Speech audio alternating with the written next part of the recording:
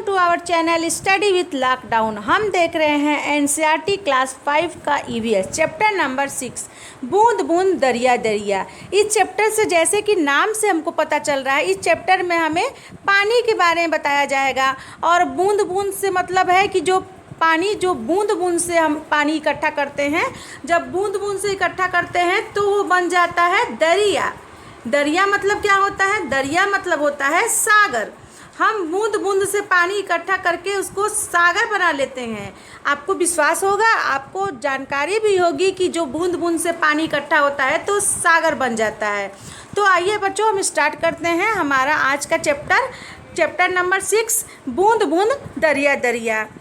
बच्चों, लेकिन आपको अगर चैप्टर 1, 2, 3, 4, 5 भी देखना है, पढ़ना है, अच्छी तरह से पढ़ना है, तो आप मेरे वीडियो पर, मेरे चैनल पर जाके मेरे 5 वीडियो मैंने जो बनाया है उसको देख सकते हैं। तो बच्चों, शुरू करते हैं आज का चैप्टर बूंद बूंद दरिया दरिया। बात पुरानी, इसमें शुरू कर रहे हैं कि बात है, क्या पुरानी बात है? ये पुरानी बात शुरू कर रहे हैं कि बात यह है कि यह बात 650 साल पुराना क्या है? ये 650 साल पुराना घड़ सीसर है। क्या है? घड़ सीसर। तो घड़ सीसर क्या होता है? यह मतलब सर मतलब होता है तालाब, और इसे जैसलमेर के राजा घड़सी ने बनवाया था, तो इसका नाम पड़ गया है घड़सीसर। क्या नाम पड़ गया इसका? इसका नाम पड़ गया है घड़सीसर। इसका नाम घड़सीसर क्यों पड़ गया है? क्योंकि इसको जैसलमेर के राजा घड़सी ने बनवाया था लोगों के साथ मिलकर। अब ये क्या है? ये है एक तालाब है। देखिए बच्चों, ये है एक तालाब, ये है घड़सीसर। इसी का नाम जो है वो है घड़सीसर। और घड़सीसर इसका नाम क्यों पड़ गया? किसको? इसको राजा घड़सी राजा ने इसको बनवाया था। और ये राजा कहाँ के थे? ये राजा हैं जैसलमेर के। कहाँ के हैं? ये राजा जैसलमेर के राजा हैं, और इन्होंने ये बनाया है तालाब। अब क्या है इस तालाब की, क्या विशेषता है? देखते हैं कि इसके दोनों तरफ, तालाब के दोनों तरफ पक्के घाट सजे हुए बरामदे, कमरे, बड़े हाल और ना जाने क्या क्या था। यहाँ लोग मिलते जुलते थे, जलसे होते थे, गाने बजाने का प्रोग्राम भी होता था। कहाँ पे होता था? तो घड़सीसर में होता था, जिसे जैसलमेर के राजा घड़सी ने बनवाया था। आप ध्यान रखेंगे।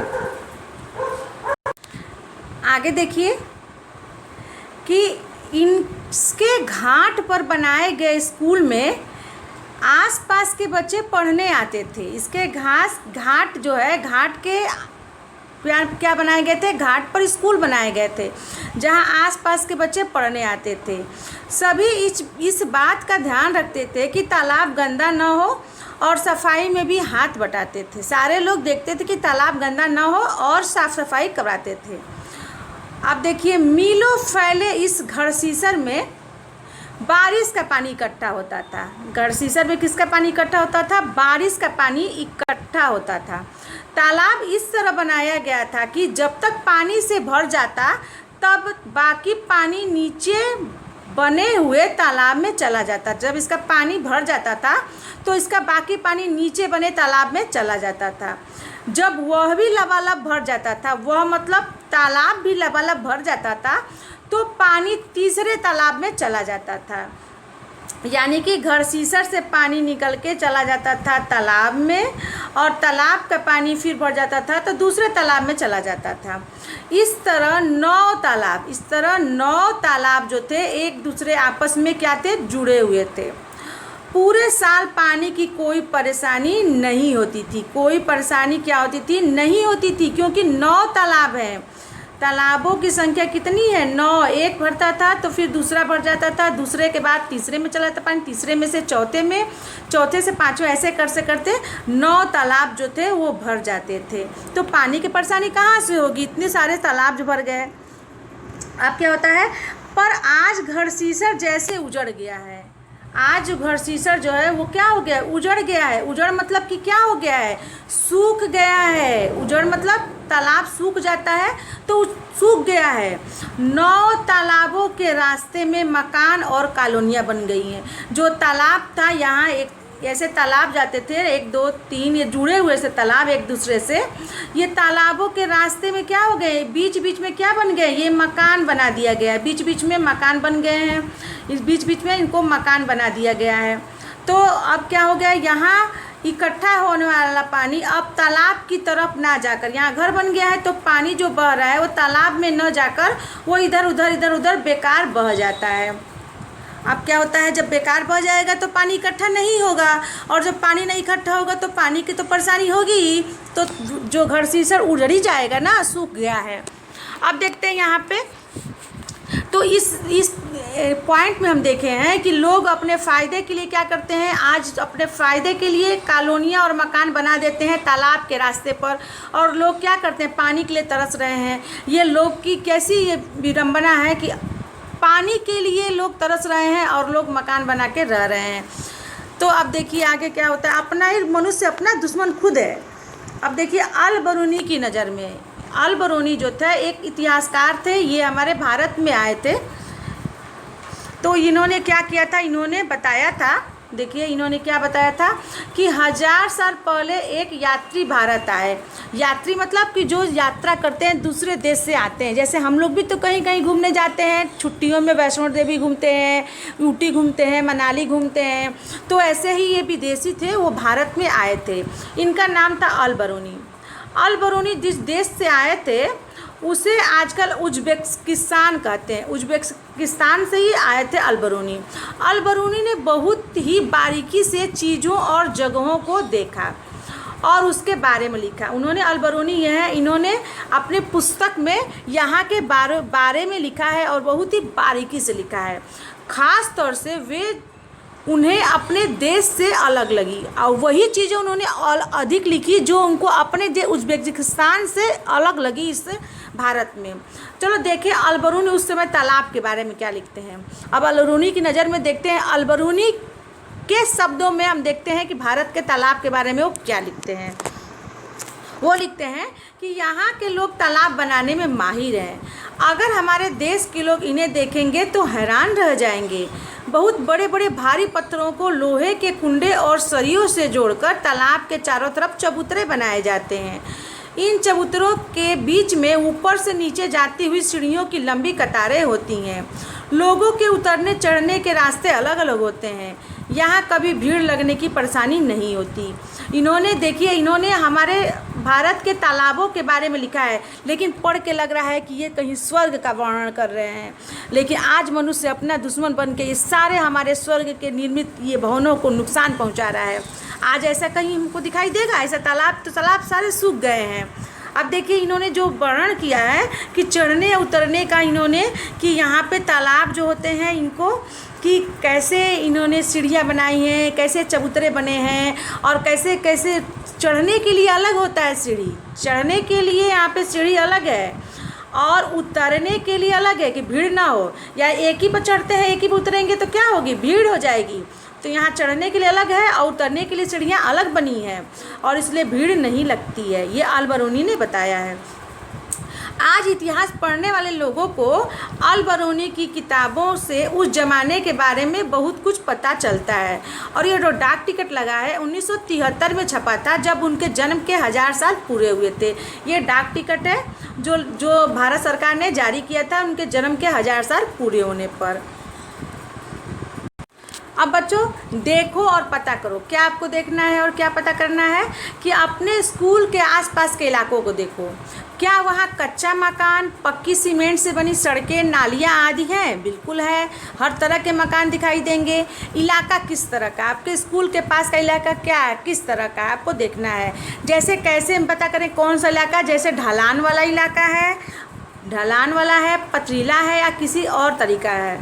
तुम्हें क्या लगता है बारिश का पानी बहकर कहाँ कहाँ जाता होगा? जैसे ज़मीन में, नालियों में, पाइप में, गड्ढों में आदि। हाँ, आपको लगता होगा कि पानी, जो बारिश का पानी इतना भगवान ने इतना सारा पानी बरसा दिया, इतना सारा पानी बरसा गया, तो आखिर पानी सारा गया कहाँ? तो सारा पानी कहाँ चला जाता है? कुछ पानी ज़मीन में चला जाता है, कुछ पानी नालियों में चला जाता है, कुछ पाइपों में, कुछ गड्ढों में ये पानी इकट्ठा हो जाता है। अब बताओ बच्चों, जो ज़मीन में पानी चला जाता है वो ज़मीन में कैसे चला जाता है, और फिर ज़मीन में पानी का क्या काम है? तो बच्चों, ज़मीन का जो पानी होता है, इसी पानी से हम क्या करते हैं, ये हैंडपम्प लगाकर या फिर मोटर लगाकर इस पानी को क्या करते हैं, हम बाहर खींचकर इसको उपयोग में लाते हैं। ये मोटर से पानी जो नीचे खींचते हैं ज़मीन में, ये किसका पानी रहता है? ये बरसात का ही पानी रहता है जो बरसता है। अब देखें बूंद बूंद की कीमत। यहाँ पे देखिए बच्चों, ये जो पानी बरस रहा है, ये पानी बरस रहा है, ये पानी कहाँ आ रहा है? ये बूंद बूंद जो है ये पानी आया है, और ये बूंद पानी जो होता है कहाँ चला जाएगा? ज़मीन में चला जाएगा। और ज़मीन में जाने के बाद ये पानी, फिर हम उसको ज़मीन में से इस पानी को निकाल के और फिर इस पानी का क्या करेंगे? उपयोग करेंगे। अब देखिए यहाँ पे दिया है कि बूंद बूंद की कीमत। यहाँ पे बूंद बूंद की कीमत क्या होती है कि राजस्थान जो होता है, राजस्थान में पानी की बहुत कमी होती है और यहाँ पे बूंद बूंद कीमती होती है। हम जो पानी बेकार बहा देते हैं नहाने में, बेकार अपना नल छोड़ देते हैं, अपना मोटर चालू कर देते हैं, पानी गिरता रहता है, बेकार में टंकी नहीं बंद करते हैं, टंकी का पानी भर जाता है, पीछे पानी गिरता रहता है, आपको पता ही नहीं चलता है कि कितना पानी गिर रहा है, कितना पानी बर्बाद हो रहा है। मैं देखती हूँ, मुझे बहुत दुख होता है। मेरे मोहल्ले में, मेरे आसपास लोग टंकी चालू कर देते हैं और पानी गिरता रहता है, पानी गिरता रहता है, इतना मुझे दुख होता है। रास्ते में जाते समय लोग अपना नल चालू करके छोड़ देते हैं, तो ये बहुत अच्छी बात नहीं है। पानी बहुत कीमती होता है। तो ये बूंद बूंद की कीमत कौन जानेंगे? राजस्थान के लोग जानते हैं। राजस्थान में जैसलमेर के अलावा बहुत से इलाके ऐसे हैं जहाँ साल में बहुत ही कम दिन बारिश होती है। यहाँ की नदियों में भी साल में कई महीने पानी नहीं रहता। आप सोचिए, एक एक बूंद पानी के लिए तरसना पड़ता है। यहाँ पर हम पानी चाहिए, लो बाल्टी भर पानी रखा है, पियो खूब पियो, लेकिन जहाँ पानी नहीं मिलता है वहाँ एक एक बूंद की कीमत होती है। आप ऐसी कीमत कैसे समझ में आएगी? अगर आप किसी यात्रा पर हो, ट्रेन में बैठे हो, बस में बैठे हो और पानी आपका समाप्त हो गया है और आप चाह रहे हैं पानी पीना, लेकिन रास्ते में कोई आपको हैंडपम्प नहीं दिखाई देता है, कोई पानी का साधन नहीं है, कहीं रास्ते में पानी नहीं है, तब आपको असली पानी की समझ में आएगी कि पानी की कीमत क्या होती है। आपने कभी ना कभी ज़रूर महसूस किया होगा कि पानी कितना कीमती होता है। बच्चों, यहाँ पे हम देखेंगे कि जो अल बरूनी की किताब है उससे हमको पता चलता है कि हमारा इतिहास जो है कि क्या क्या रहा होगा। हम तो थे नहीं, लेकिन जो पुराने लोग रहते हैं, अपने जो भारत के जो चीज़ों को देखते हैं वो कहीं ना कहीं उनको दर्ज करते हैं। तो उन्होंने जैसे अल बरूनी ने किताब में लिखा था, तो हम इतिहास को कैसे जानते हैं कि पुराने समय में कैसे लोग रहते होंगे, क्या करते होंगे। तो जानने के लिए हम इमारत देखते हैं। इमारत मतलब कि महल देखते हैं। जो ताजमहल बना है, लाल किला बना है, जो महल बना है, सारे महल से दस्तावेज, लिखा पढ़ी, कागज़ से, कोई कागज़ से हम जानकारी प्राप्त करते हैं, फिर सिक्कों से भी जानकारी प्राप्त करते हैं और चित्र से भी हम इतिहास के बारे में जानकारी प्राप्त कर सकते हैं। अब देखते हैं आगे कि सोचो, राजस्थान के बारे में हम लोग सोच रहे हैं कि राजस्थान के जैसलमेर में अलावा और जगह जहाँ पानी नहीं होती वहाँ क्या होती होगी, कि ऐसे में भी यहाँ के ज़्यादातर गाँवों में पानी की कमी क्यों नहीं थी। क्यों? क्योंकि पानी तो था ही नहीं, तो लोग कमी क्यों नहीं महसूस करते थे? तो लोग क्या करते थे? बारिश की हर बूंद की कीमत को वो जानते थे। पानी को इकट्ठा करने के लिए तालाब और जोहड़ बनवाए जाते। यह एक साझी सबकी ज़रूरत थी, क्योंकि तालाब जो है, पानी सबकी ज़रूरत है, तो सारे लोग मिलकर एक तालाब और जोहड़, मतलब ये भी तालाब का ही रूप होता है, बनाते थे। इसलिए इंतजाम में भी सभी जुड़ते, चाहे व्यापारी हो या मजदूर, सारे लोग मिलकर इस तालाब का निर्माण करवाते थे। तालाब में से कुछ पानी जमीन सोख लेती और क्या करती, और इस तरह जमीन के आसपास के कुओं और बावड़ियों में भी पानी पहुंच जाता। आसपास की ज़मीन भी नम और उपजाऊ होती। जब पानी पहुंच जाता, पानी जब सूख जाता, ज़मीन में जब पानी सोख लेता, तो वो कुओं और बावड़ियों में पानी पहुंच जाता। कुएं और बावड़ियाँ जो होते हैं, कुआं जो होता है वो कुआं होता है, बावड़ी जो होती है बड़ा सा तालाब टाइप का होता है, उसको बावड़ी कहते हैं। और ज़मीन जो होती है क्या होती है? नम हो जाती थी और उपजाऊ हो जाती थी। यहाँ पर देखिए, यहाँ पर पानी का व्यवस्था किया जा रहा है। ये यहाँ देखिए, यहाँ पे कितना अच्छे से बनाई। देखिए ये बरसात का पानी यहाँ पर आया, सारा पानी छत पे इकट्ठा हो गया। छत पे इकट्ठा होने के बाद ये पानी जो है इस पाइप के सहारे यहाँ से ये पानी ये नीचे गया। अधिक हो गया पानी, सारा पानी ये कुएं में नीचे चला गया। कुआं बनाया गया है। ये घर में ही पहले के लोग ये अपने घर में आसपास बनवा लेते थे। तो इस सारा पाइप का पानी बह के इसमें गया और सारा पानी यहाँ पे इकट्ठा है। और हमको जब ज़रूरत होती है तो क्या करेंगे, इस पानी को बाल्टी डालकर निकाल लेंगे। कितना अच्छा उपाय है। इसको कहते हैं ये जल संरक्षण है। क्या कहेंगे इसको? जल संरक्षण। ये जल संरक्षण हो रहा है। इसी तरह जल का संरक्षण होता है। यहाँ पे संरक्षण हो रहा है जल का। अब देखिए आगे क्या करते हैं, आगे कि लोग क्या करते हैं, घर घर में बारिश का पानी इकट्ठा करने का इंतज़ाम होता है। देखिए यहाँ पे इंतज़ाम देखे ही हम लोग यहाँ पे कि घर घर में पानी इकट्ठा करने का क्या इंतज़ाम होता है। सामने दिए चित्र